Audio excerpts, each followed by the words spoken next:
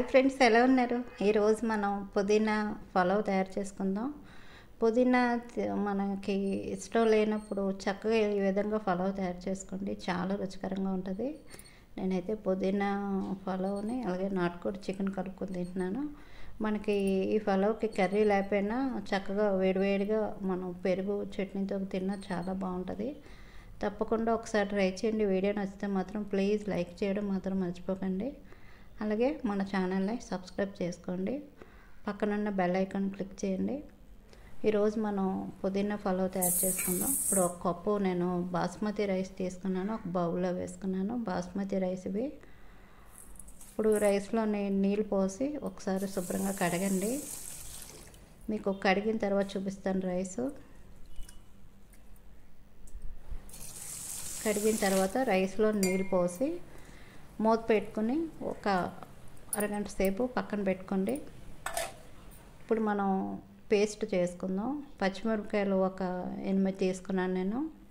అలాగే పుదీనా ఒక కప్పు, పెద్ద కప్పుతో ఒక కప్పు తీసుకున్నాను. చిన్న అల్లం ముక్క, ఒక వెల్లుల్లిపాయ పాయ తీసుకున్నాను. ఇప్పుడు మిక్సీ జార్లోని పచ్చిమిరపకాయలు వేసుకోవాలి. అంటే ఇందులో మనం కారం వేయము, అందుకు మనం పచ్చిమిరపకాయలు కారం తినే బట్టి పచ్చిమిరపకాయలు వేసుకోండి. పచ్చిమిరపకాయలు, వెల్లుల్లి, పుదీనా వేసిన తర్వాత అల్లాన్ని చిన్న ముక్కలు కట్ చేసుకొని వేసుకుందాం. ఈ పుదీనా కూడా నేను మా కుండీలో వేసుకున్నది, చక్కగా ఫ్రెష్గా ఉన్న పుదీనా తీసుకున్నాను. దీంట్లో కొద్దిగా నీళ్ళు పోసి చక్కగా మెత్తగా పేస్ట్ చేసుకోండి. చూడండి, ఈ విధంగా మరి బాగా మెత్తగా పేస్ట్ చేసుకోవాలి. ఈ పేస్ట్ని పక్కన పెట్టుకుందాం. ఇప్పుడు గ్యాస్ ఆన్ చేసుకొని మనం ఇలా పలావ్ చేసుకోవడానికి ఇలా గిన్నె తీసుకోవాలి. కొంచెం దలసరిగా ఉన్న గిన్నె తీసుకోండి. అలాగే ఇందులో నెయ్యి 1 స్పూను, ఆయిల్ ఒక 4 స్పూన్లు వేసి ఇందులో లవంగాలు 4, 2 యాలకులు, చెక్క, బిర్యానీ పువ్వు, అలాగే జీలకర్ర, బిర్యానీ ఆకు వేసిన తర్వాత ఒకసారి వేసుకొని ఒక ఉల్లిపాయని ఇలా నిలువుగా కట్ చేసుకొని వేసుకోండి. ఉల్లిపాయ కొంచెం వేగనివ్వండి. గ్యాస్ మీడియంలో పెట్టి చక్కగా ఉల్లిపాయని వేసుకోండి.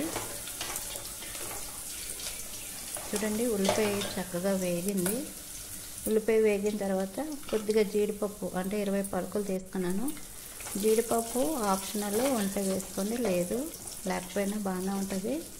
ఉంటే మాత్రం వేసుకోండి. జీడిపప్పు వేసిన తర్వాత కొద్దిగా వేపి టమాటా ఒకటి చిన్నగా కట్ చేసుకున్నాను. అలాగే క్యారెట్ ఒకటి కట్ చేసుకొని వేసుకోవాలి. బంగాళదుంప కొంచెం మీడియం సైజు దుంప తీసుకుని ఇలా కట్ చేసుకొని ఈ 3 వేసుకుంటే కొంచెం వేగనివ్వండి. గ్యాస్ మీడియంలో పెట్టి కొంచెం వేపుకోవాలి. చాలా బాగుంటుందండి. మనం ఇంకా కర్రీతో పని ఉండదు. చక్కగా ఇలా చేసుకున్నాం అనుకోండి, వేడిగా మనం తినచ్చు. ఇది వేగిన తర్వాత పచ్చి బఠానీది ఒక చిన్న కప్పుతో కప్పు వేసుకున్నాను. పచ్చి బఠానీ వేసిన తర్వాత కొంచెం సేపు వేపండి. ఇలా కొద్దిగా వేగిన తర్వాత ముందుగా మనం పుదీనాని పేస్ట్ చేసుకున్నాం కదా, ఇది వేసుకుందాం. పుదీనా పేస్ట్ వేసిన తర్వాత గ్యాస్ని మీడియంలో పెట్టి చక్కగా ఈ పేస్ట్ కొంచెం వేగాలండి. పేస్ట్ బాగా వేగితేనే మనకి పలావ్ టేస్ట్ కూడా బాగుంటుంది. కొంచెం వేగనివ్వండి. మనం ఇందులో కారం వేయలేదు, అందుకు పచ్చిమిరపకాయలు మనం వేసేటప్పుడే చూసుకొని వేసుకోండి.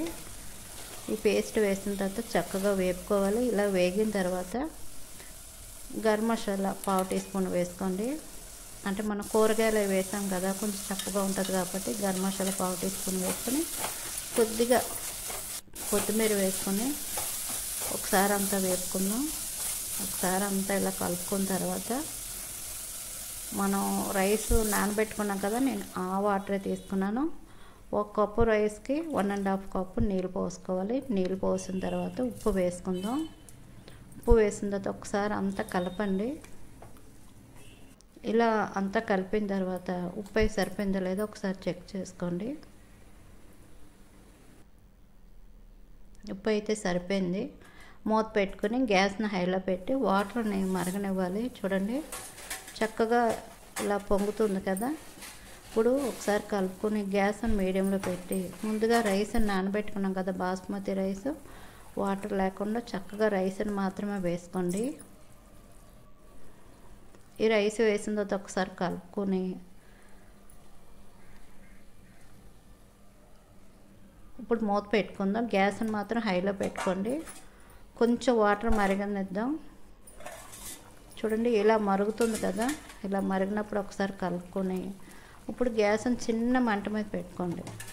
చిన్న మంట మీద పెట్టి మూత పెట్టి ఉడికించుకోవాలి.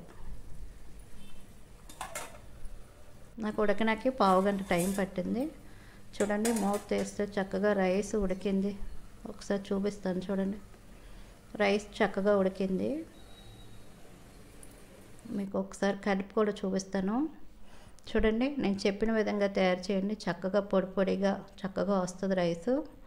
మనం పిల్లలకి మార్నింగ్ బాక్స్ పెట్టేటప్పుడు హడావుడి లేకుండా చక్కగా ఇలా మనం పుదీనా పలావ్ పెట్టుకోవచ్చు. మనం ఇంకా కర్రీతో పని ఉండదు. ఇప్పుడు గ్యాస్ ఆఫ్ చేసుకుని మీకు ప్లేట్లో వేసి కూడా చూపిస్తున్నాను. చూడండి రైస్ అంత చక్కగా పొడి పొడిగా వచ్చిందో.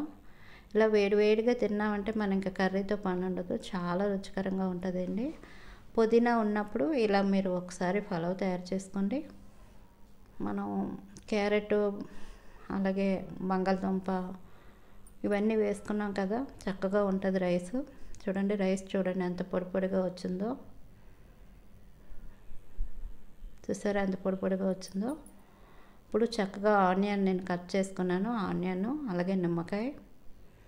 నేనైతే ఈరోజు నాటుకోడి చికెన్ చేసుకున్నాను కర్రీ.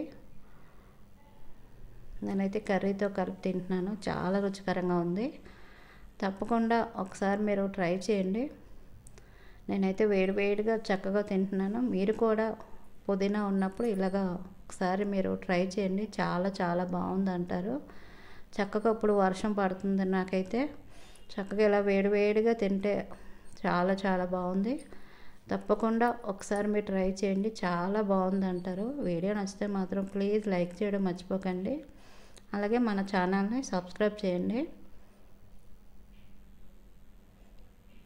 చూడండి ఎంత బాగుందో.